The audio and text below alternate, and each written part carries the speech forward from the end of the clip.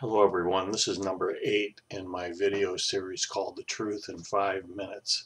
Today I want to talk about whether or not the Bible is correct when it says that God created the universe. Now, I just want to quickly examine what evidence there is for creation or non-creation. First of all, the steady state universe has been proven wrong by scientists. And what we know now is that the universe has been expanding for a long period of time, and that expansion must have started at a certain point in time. Now, many people call this theory of expansion the Big Bang, but it's not really a Big Bang at all, because the amazing thing about it is that the expansion that they talk about as the Big Bang is not like an explosion. It's a totally ordered expansion. In other words, it is a very fine-tuned expansion that has so many things in the right and correct place that it allows for the earth to exist and life to exist on earth. If there were just a few small changes in the way the universe has expanded in many areas, if there was just a few small changes, it would not be possible for life to exist. So because of this, because of this complexity in the universe that relies on very complex laws that do not allow for any variation or very tiny variations one way or another.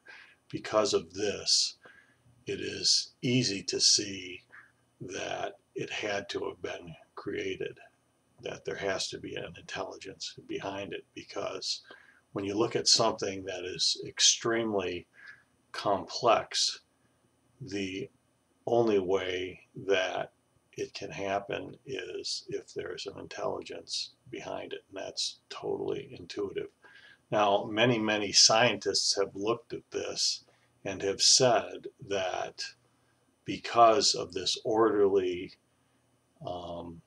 complex expansion of the universe, it points to the fact that there was some kind of an intelligent being behind it. Even scientists who are atheists, like Stephen Hawking, initially admitted that it did look like there was some kind of intelligence behind it. Of course, Stephen Hawking later changed his mind and created a new theory, a theory of that there were multi-universes, and so many multi-universes were there that it would allow for the accidental happening of our universe, and that it doesn't have to be created. Of course, this is pure nonsense and speculation. There's nothing scientific about Stephen Hawking's multiverse theory. There's no evidence for it. Of course, there can't be any evidence for it, because any other universes that would exist would have to exist in a different dimension from the one that we live in, and so they would be undetectable to us if they did exist. So there can't be any scientific evidence for multiverses. It's pure fantasy is what it is.